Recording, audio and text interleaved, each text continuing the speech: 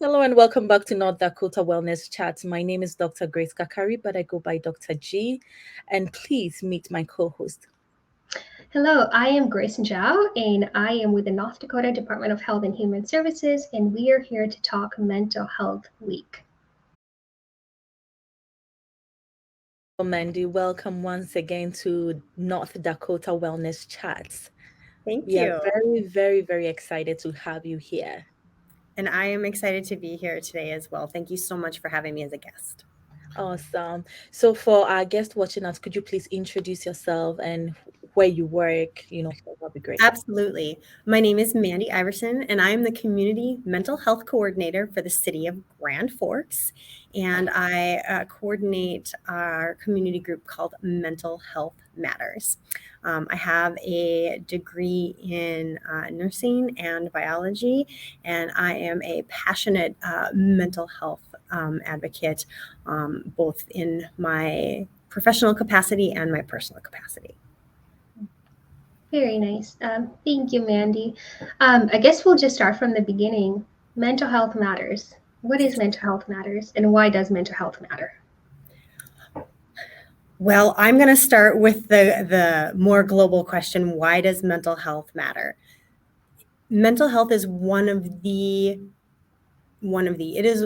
one of the most unifying things that we share as humanity. Literally every person on this planet, regardless of culture or background, has mental health. And so mental health is part of our total health. Health is not just the absence of disease or illness. It is, in fact, our embracing wellness. And so since every single person has mental health absolutely matters to literally every single person on this earth. So it does matter. Which is an apt name for the organization that I help oversee with the City of Grand Forks. Mental Health Matters is its namesake, and it was started in 2019 as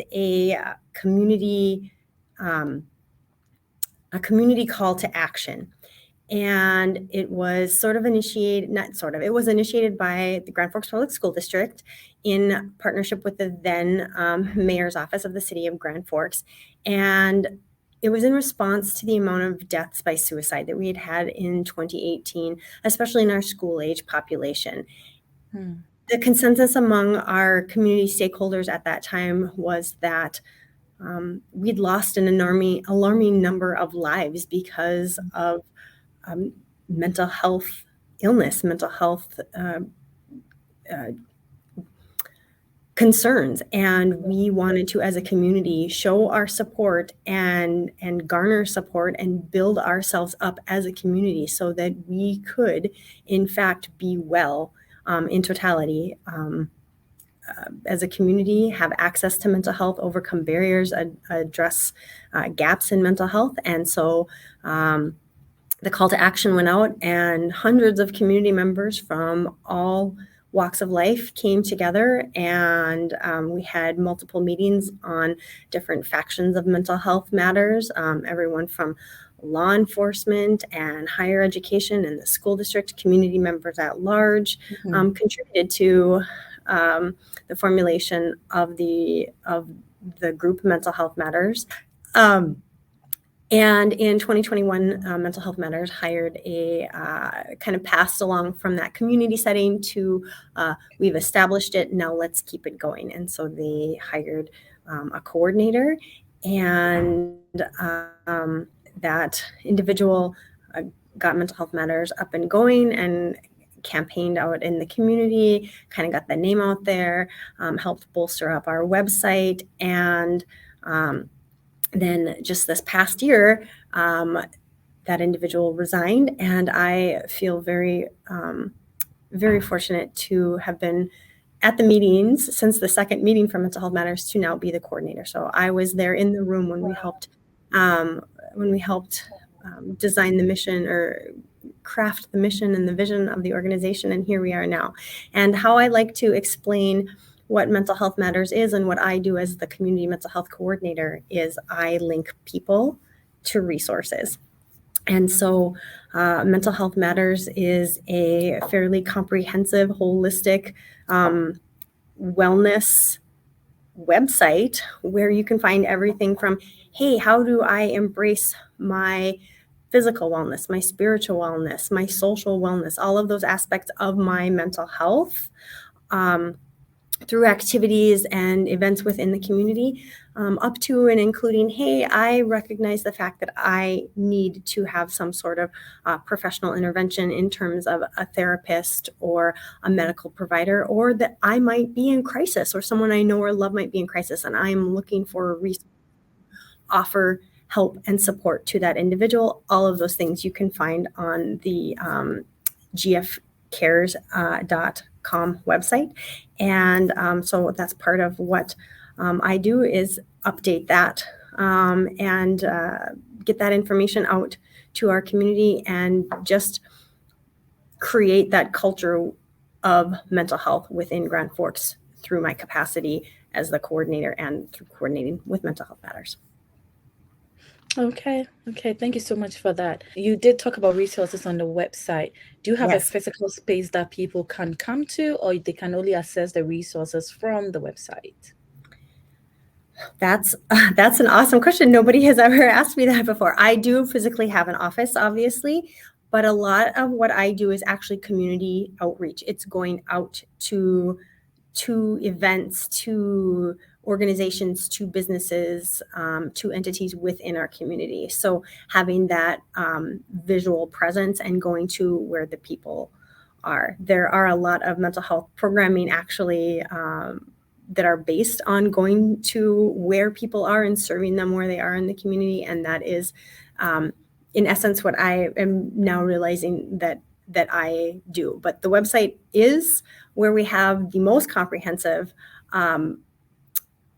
list of resources, but we also have a physical. I'm going to hold it up here. I don't know if you'll be able to see it with the blur on there, but we also have, nope, can't see it. Nope, sorry guys. But we'll get a copy and show it to people. Absolutely. So we have pocket handouts, magnets, and this kind of brochure rack listing of some of those more,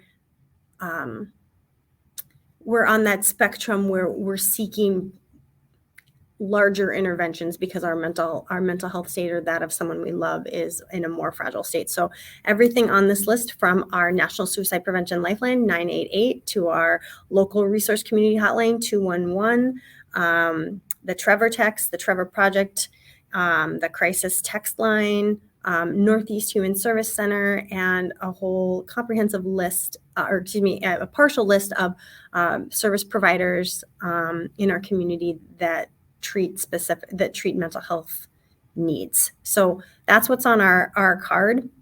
But also just kind of getting that word of mouth out there, being present in the community, participating in different organizations that promote, again, along that whole spectrum of mental wellness, I found has been the most powerful, the most influential on getting the word out about what Mental Health Matters is. That sounds great. So what I really appreciate about learning about Mental Health Matters is that you guys are taking a community approach. It sounds like the community identified a need, and then you got the boots on the ground and hit the ground running, obviously pre the pandemic. But I'm just curious, in terms of reach, how far are your resources accessible? Like, do you have to be a resident of Grand Forks, or like who can access the services that you just shared, outside of the national ones, of course?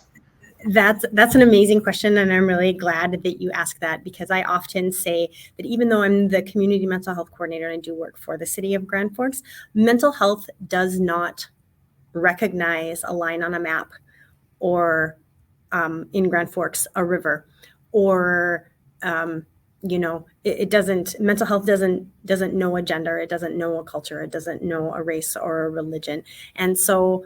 The national numbers, of course, are accessible to anyone, but this might be a place to start, because these are mental health providers and they are all connected to each other. There are services like Northeast Human Service Center on here. That's one of many human service centers within the state of North Dakota that are able to provide crisis intervention, that have open access resources available, that are connected with other agencies within our community, specifically targeted to those facing homelessness, those that are underemployed or uninsured, those that need medical assist, veterans, our different cultural groups, our LGBTQ plus communities. So yes, they are specific to Grand Forks, but there is reach in there. It just might be a place to start, and sometimes that's all you need, is to start that cascade. We're very fortunate in the city of Grand Forks that we are very progressive with our looking at mental health, because my position is grant funded. And one of the grants that I just finished working on was a grant from the North Dakota Department of Health and Human Services, and it was a suicide prevention grant that I worked directly with the police department. And because of that grant, we were able to provide training on responding to suicidal subjects within our community, that not only initiated use of an evidence-based tool to assess suicide risk in as little as 2 to 6 questions, then opening the door to getting those community members to those resources, but also it got the stakeholders to the table. And because I'm working directly with the police department, I would be remiss in saying we have not one but 2 mental health liaisons within the Grand Forks Police Department. We're being nationally recognized for being that progressive. When we did our training on this, we had fire, we had sheriff's department, we had our community violence intervention center was here, the human service center was here, our city attorneys came, our state's attorneys came, our healthcare providers in our community came to this training, and it was just really powerful and impactful to see that, yes, what we're doing here in Grand Forks is going to have that far of a reach. So a lot of the tools that we use are evidence-based tools. They're evidence-based findings, and they're going to have far and wide reach. So, yeah. No, that's brilliant. If anything, I'm kind of curious, like in terms of lessons learned, because this sounds like a model that would work great in other places that may not have the same sort of like, community engagement built around this topic yet. But I'd be curious about some lessons learned, like since you implemented, like what are some of the things that if you heard of a community that wanted to do something similar, what's the first thing you would tell them that you guys need to get this together? Yeah. Oh, I would tell them for sure, get all of your stakeholders at the table. Get everyone within your community that has a say in mental health, speaking the same language, coming from the same place of shared understanding, so that as because we're a community, that is, and again, it speaks to the globality of mental health. Like, we want to face this as a community. We don't all need to have the same opinion to all know that mental health is a primary concern for a lot of our communities today. Our community health assessment in Grand Forks even reflected that. So I would say, get those stakeholders to the table, start having the conversations. And again, we're so fortunate in Grand Forks because there's a mental health coordinator for our school district. There's a mental health coordinator for our city. We have 2 mental health liaisons within the police department. We're just doing tremendous things here. And you don't have to start by doing all of those things at once, but one of those things at a time. Start somewhere, but make sure that you have all the right people at the right table. Okay. So is your office within the police department? So again, I just want to emphasize that I am a city employee, but physically my office space is in the police department. But again, have you had concerns? Because the way you are emphasizing, like, are there concerns that mental health is within the police department? So I'm not a mental health practitioner. I don't provide any direct mental health support. I am the coordinator. Again, I connect people and resources. This is just where I'm housed, and there is a there isn't a lot of overlap within mental health and the law enforcement community, both as we interact with the community members, but also there's a lot of mental health concerns within the police department as well. So it's kind of serving 2 points. Again, I'm not providing mental health services, but Mhm. I'm right here, and I can help my law enforcement, my dispatchers, you know, oh, Mandy, she's got that card downstairs. I don't need to say who it's for, it's what it's for, but I can know what my accessibility is. And being I'm a city employee, I have knowledge of all of our employee assistance programs on the periphery and can again connect you to the resources that you need. So working here with working in the police department is, again, it's just where my office happens to be, but it has had some very positive influence because, again, we have 2 mental health liaison officers here. So Okay. they've been doing this for a little while, and I can work hand in hand with them to, what kind of trends are they seeing. So Good. Very nice. Well, and that might be maybe my last question too, speaking of trends. But in terms of like, your bigger vision for mental health matters, like what would you want to see the future of mental health matters in Grand Forks to look like? What are your big hopes, big visions of, rolling out a program like this? I have some pretty Everesty type goals, I like to call them.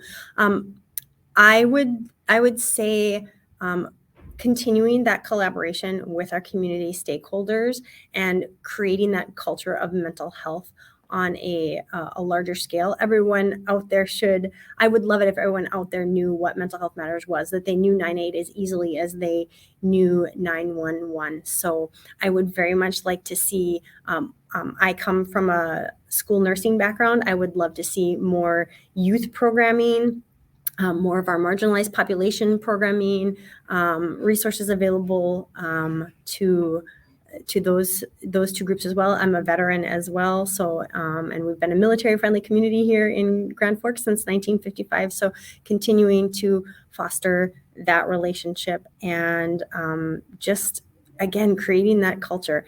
One of the brightest shining moments for me when I very first started here, it's been almost a year that I've been here, is I was just kind of doing some cursory research on mental health and again different populations, and I happened to jump on to the Grand Forks Air Force Base website, and I clicked on their mental health tab, and it linked to the GF Cares website, and that to me was the most amazing feeling, and that that we're having that reach, we're having that influence, and that we're working towards our mission and that vision to have greater access to mental health resources for our community. So That's fantastic. Thank you. thank you. Thank you so Thank much you. for what you are doing. Thank you so much for the vision you have. It's fantastic. We hope to get to that point, right? Do you have Yeah. final words for people who may be watching us in terms of taking care of their mental health? Mental health is a spectrum. We all have mental health, and sometimes our mental health is better than it is at other times.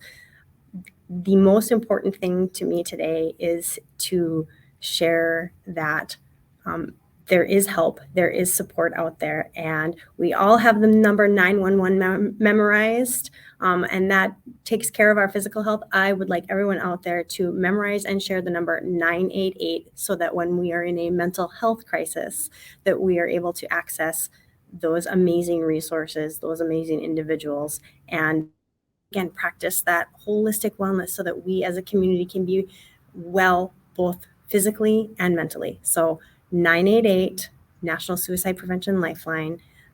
That would be my biggest message. Just get that out there. If you or someone you know or love is struggling with any sort of mental health crisis, 988, give that number a call. They're amazing. Fantastic. Thank Brilliant. you. 988. I say thank you. I mean, obviously, I think this is a topic that we could probably go on for days and Yes. about it. But I love what you guys are doing out there in Grand Forks, and the idea of just the community coming together and knowing this is something that needs to happen is just. I feel like that's how this kind of work happens. You know, it doesn't come from the top down. It has to come from the ground up, and we all have to sort of like chip in and care about it to actually implement change. So I do hope that we're heading in the right direction. I know the stats don't always look positive, but as long as we know that the resources are there, it's just, it's what we do what we can, I guess. That's right. Foot soldiers got to be, we got to be on the ground. That just, what's the number one thing? 988. If I can just and once everybody knows what 988 is, then we'll tackle the next piece. So. Right. Mandy. Thank you so much for joining us for this session. Thank you. Thank you so much for having me and for all of the work that you do and helping out our community and our state. It's truly greatly appreciated. Thanks, Mandy. Guys, have a good rest of your day.